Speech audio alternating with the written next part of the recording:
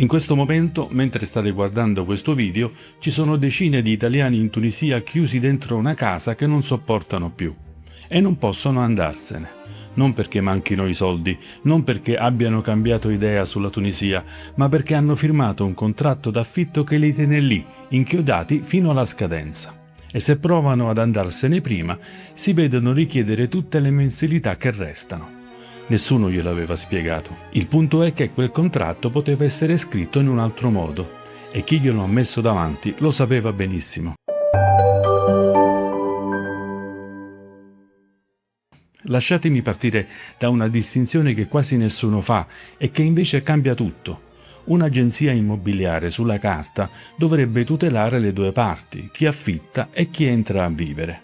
Nella pratica, qui come credo in mezzo mondo, l'immobiliare lavora per il proprietario. Il motivo è semplice, quasi cinico: gli inquilini vanno e vengono, la proprietà resta. Il rapporto vero, quello che porta lavoro domani e dopodomani, è con chi possiede la casa, non con chi ci passa un anno. Ed è normale che sia così. Il problema nasce quando dall'altra parte a difendere te che arrivi non c'è nessuno. Ecco perché esiste una figura diversa, l'agenzia di trasferimento.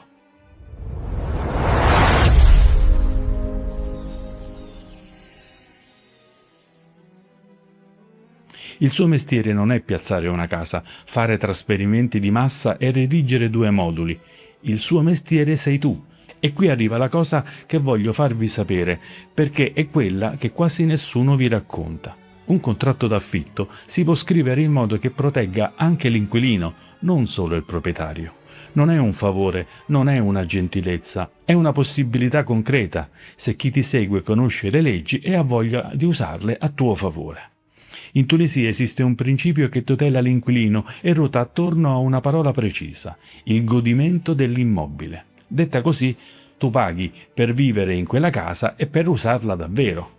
Se per motivi seri quella casa non la puoi più godere, non la puoi più vivere come si deve, la legge locale ti dà la possibilità di uscirne, di rescindere il contratto senza restare ostaggio fino alla scadenza, ma principalmente senza pagare gli affitti residui. Ma attenzione, e qui sta tutto. Questa tutela funziona sul serio anche se non è esplicitamente scritta nel contratto, perché è una legge del codice civile tunisino, ma se viene messa nero su bianco con i riferimenti giusti, tutto scatta automaticamente. Se nessuno ti spiega queste procedure, tu resti con la frase più odiosa che si sente da queste parti: la casa è così, se non ti piace puoi anche andartene, dopo che hai pagato i mesi residui. Ma cosa vuol dire in concreto una casa che non si può più godere? Non parlo di capricci, parlo di blatte che nidificano negli infissi e nei passaggi dei tubi dell'acqua e nei mobili. Non quelle che può capitare entrano dalla finestra o dalla terrazza, ci può stare, siamo pur sempre in Nord Africa, quelle che te le ritrovi nel lavello, piccole e velocissime. Parlo di infissi che non si chiudono bene, che lasciano passare aria e rumore e ti rendono impossibile dormire. Parlo di una caldaia che perde, di un climatizzatore mai pulito che invece di rinfrescare ti spara in casa polvere e batteri, di ascensori che non funzionano regolarmente. Parlo di vicini così rumorosi da non farti chiudere occhio di notte. Sono cose che non vedi il giorno in cui ti mostrano la casa col sorriso, le scopri dopo 1 mese, dopo 2, quando ormai hai firmato e hai versato. E se il contratto non ti protegge, oppure chi ti segue ti sconsiglia di avvalerti delle leggi, quella casa te la tieni. Adesso arriva il punto che vi permette di capire con chi avete davvero a che fare. Un contratto scritto così, preciso, che mette per iscritto il diritto di andartene se la casa diventa invivibile, dovrebbe metterlo sul tavolo l'agenzia che segue te. E il proprietario onesto lo firma senza battere ciglio, perché se sa che la casa è a posto, non ha niente da temere. Quella clausola non scatterà mai. Al contrario, il proprietario che si rifiuta di firmare un contratto scritto in modo troppo preciso ti sta dicendo qualcosa senza dirtelo.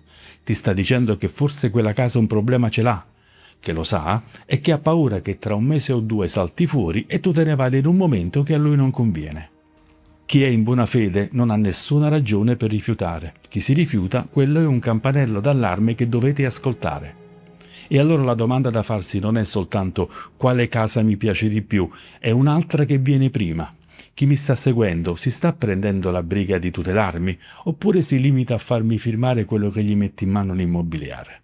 Magari chi vi segue sul campo è qualche giovane tunisino o tunisina, senz'altro volenterosa e desiderosa d'apprendere, ma inadatta a tutelarvi con le più esperte agenzie immobiliari. La possibilità di proteggervi c'è, esiste, è a portata di mano, ma solo chi vi segue può farlo, ma deve volerlo. Alcune non conoscono le leggi, altri le conoscono ma non hanno voglia di mettersi contro proprietari e immobiliari per difendere un cliente che tanto tra un anno chissà dove sarà. Ed è esattamente per questo che esistono le decine di persone che vi parlavo all'inizio. Gente costretta a vivere mesi in condizioni pessime, non perché fosse inevitabile, ma perché chi doveva tutelarla non l'ha fatto.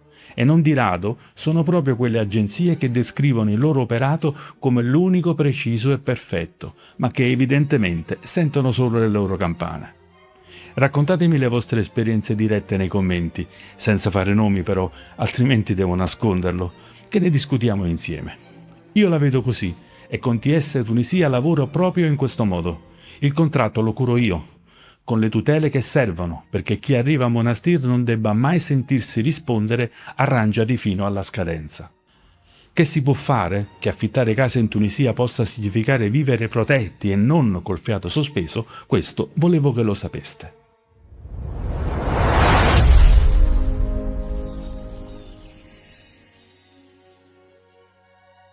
Pretendetelo dall'agenzia di trasferimenti che vi segue, perché è la cosa che nessuno vi dice finché non è troppo tardi. Se la risposta è non abbiamo tempo per questo, allora riflettete su ciò che avete pagato e alle pubblicità che si trovano in internet.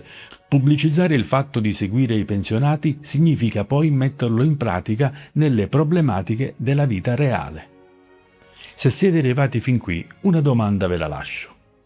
Il contratto che avete firmato o che state per firmare vi protegge davvero o protegge solo chi vi ha dato la casa?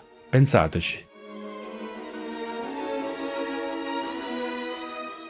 Vi trovate in difficoltà con un contratto e vi serve un aiuto per uscirne? Contattate TS Tunisia, vi diamo una mano in concreto perché lo stiamo già facendo per alcuni clienti che hanno deciso di trasferirsi da altre località qui a Monastir. Ma questo, chi segue il diario Tunisia, già lo sa. وقت غروب الشمس وقت